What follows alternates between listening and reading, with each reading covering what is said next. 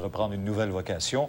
Il y a eu des retards, on le sait, 6 ans de travaux quand même, des investissements de 75 millions qui vont faire du Forum Pepsi, un gros centre de divertissement. Tout n'est pas tout à fait prêt, mais les salles de cinéma pourront ouvrir leurs portes le 4 mai. Ce sera la victoire des Canadiens. Coupe Stanley pour les Canadiens. Le sport fait place au divertissement au Forum Pepsi. 22 salles de cinéma ouvriront leurs portes le 4 mai. Les salles pourront accueillir 4 300 personnes, ce qui représente 40 des sièges disponibles au centre-ville. Y aura-t-il des films en français? On nous répond qu'il y en aura selon la disponibilité. Et pour les autres éléments du complexe, restaurant avec mur d'escalade, jeux interactifs et les allées de quilles, tout ça se fera attendre puisqu'on est encore en plein travaux. Et 20 des locaux n'ont pas encore trouvé preneur. Canderel, qui pilote le projet, attribue les retards à des difficultés d'ordre technique et qu'on a dû composer avec un bâtiment construit dans les années 20. Et c'est là qu'on était vraiment limité avec la structure qui était ici. Puis on n'a pas voulu démolir l'immeuble. C'était jamais dans nos idées. L'idée, c'était de travailler à l'intérieur du forum, garder le plus possible, puis rebâtir un immeuble à l'intérieur d'un immeuble. Et pour ne pas oublier la magie du vieux forum, on a gardé quelques sièges et des murales qui rappellent de grands moments du hockey. Et pour l'avant-première, on avait même invité un ancien capitaine du Canadien. Jean Béliveau se réjouit de voir revivre le Forum. Si le Canadien avait continué à demeurer ici au Forum, aujourd'hui, il serait la seule équipe avec une ancienne patinoire. Pour les commerçants du secteur qui ont subi une baisse d'achalandage depuis la fermeture du Forum il y a 6 ans, il s'agit là d'une excellente nouvelle. I think it's good. It's good news for everybody. We are very happy with it. Les administrateurs du Forum Pepsi qui ont pris soin de conserver les murs de l'immeuble espèrent sans doute pouvoir profiter de la bienveillance des fantômes du Forum pour assurer leur succès. Gilles Mailloux, TVA, Montréal. Ici Isabelle Audet. La rue Saint-Roch change de look. La ville de Trois-Rivières investit 300 000 $ dans sa cure de beauté. Je vous en parle après la pause.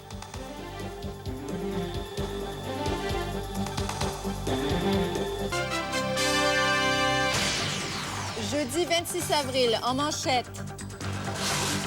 Le syndicat de Wayagamack et Kruger attache les dernières ficelles de la transaction. Opération démolition de la tour à Mont-Carmel, l'évacuation d'une centaine de personnes prévue pour ce soir. Au sport, les Cataractes en perdent une deuxième de suite en Abitibi.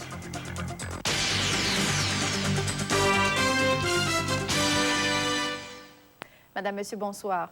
Le grand jour arrive pour l'usine Wayagamack de Trois-Rivières. C'est en principe la semaine prochaine que Kruger doit en devenir propriétaire. Entendu aujourd'hui, il y a une voix qui s'élève contre la destruction de la tour de transmission de Mont-Carmel et c'est celle de la conjointe du pilote. La famille exhorte les experts de West Tower de trouver une façon d'aller chercher le corps du malheureux pilote avant d'abattre la structure. Écoutez, Chantal, comme on l'a déjà indiqué, on va tout simplement sectionner des câbles, 7 câbles d'un seul côté de la tour, en espérant, c'est-à-dire pas en espérant, mais la compagnie a la certitude que la tour va s'affaisser dans un secteur boisé. La compagnie est déterminée à procéder demain. L'heure n'est pas encore déterminée. Elle attend les artificiers américains qui sont attendus sur place dans les prochaines heures. C'est eux, d'après leur analyse, on pourra mieux déterminer l'heure précise à laquelle on pourra procéder. La tour devrait donc s'affaisser dans un secteur boisé. Il est impossible, dit-on, qu'elle dévie et qu'elle provoque des dégâts autour parce que la tour est justement retenue par 2 autres côtés.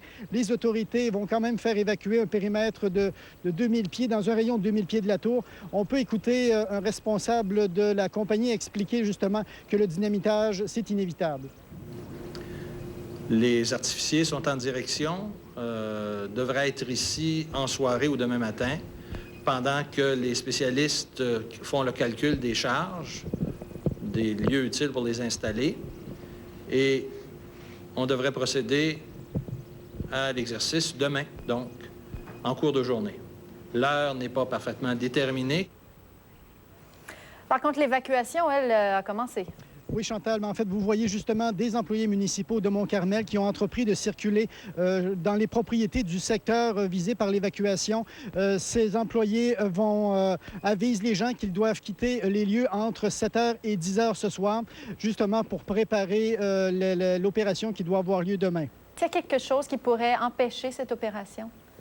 sans doute 3 facteurs. Un facteur climatique, bon, écoutez, si la température ne le permet pas, il faudra annuler. Il y a aussi une injonction que pourrait demander la famille, justement, pour ne pas que la tour soit abattue. Et là-dessus, les responsables de la compagnie ont certifié qu'ils vont respecter une injonction si elle est émise. Et il y a aussi la CSST qui est choquée de ne pas avoir encore entre les mains le plan de travail.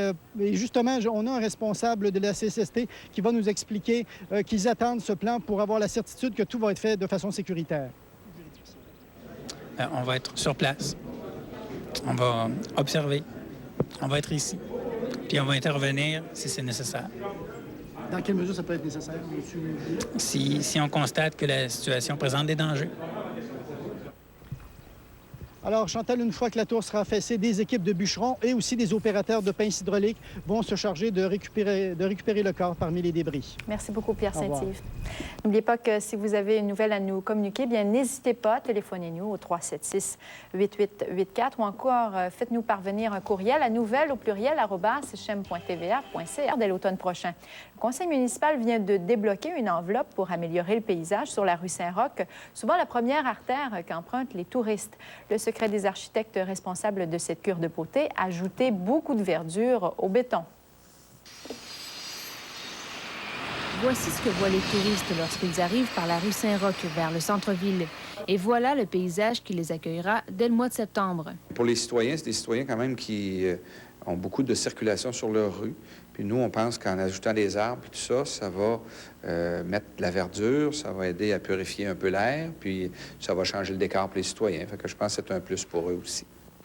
La ville de Trois-Rivières sortira 300 000 $ de sa bourse pour changer le look d'une de ses artères les plus fréquentées.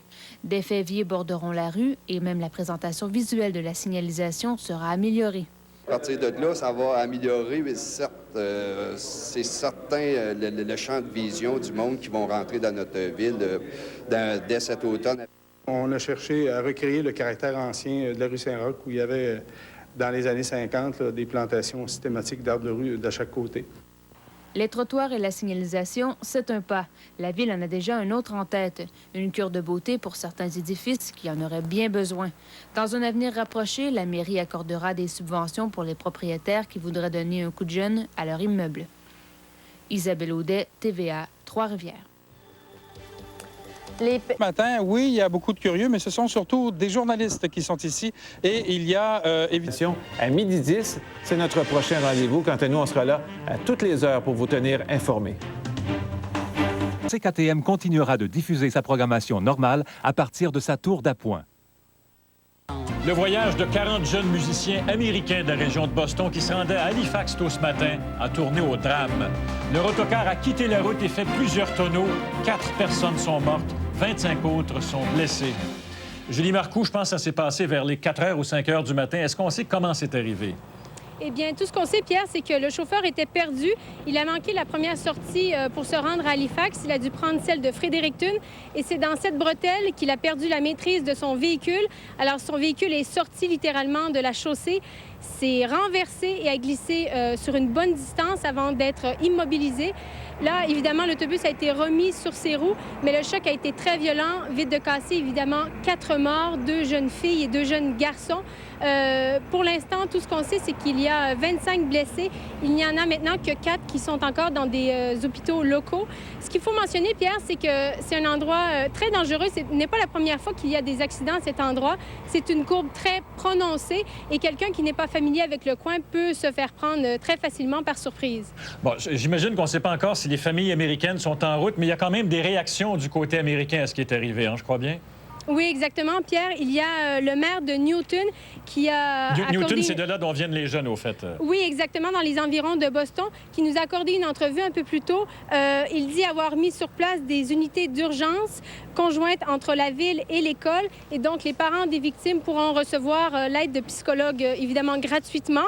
Il y a également le directeur du district scolaire qui a mentionné que Air Canada avait mis à la disposition des parents des victimes des places sur des vols pour faire le voyage entre Newton et Halifax. Et on nous dit que les parents devraient arriver à Halifax d'ici la fin de la soirée. Oui, je crois même avoir entendu qu'on avait mis de côté certaines chambres d'hôtel pour faciliter le séjour de ces pauvres gens là, qui vont venir voir leurs enfants aussi. Hein? Oui, également. Merci beaucoup, Julie. Au revoir. Au revoir. Dans l'espace, maintenant, les choses ne s'améliorent pas. Il y a toujours 2 des 3 ordinateurs de la Station spatiale internationale qui ne sont pas réparés, ce qui fait que la NASA a décidé de reporter d'au moins une journée le retour sur Terre de l'astronaute canadien Chris Hadfield et de ses 6 collègues. Myriel Damour, c'est pas parce que les ordinateurs sont en panne que les astronautes se la coulent douce, eux. Non, absolument pas. On a transbordé hier de l'équipement qui n'était plus utilisé sur la station spatiale. On a mis ça dans le conteneur italien Raffaello qui a été dépressurisé ce matin et on doit le désarimer cet après-midi pour le mettre dans la soute de la navette à l'aide du bras de la navette qui, lui, fonctionne. Maintenant, cet avant-midi également, on a poussé la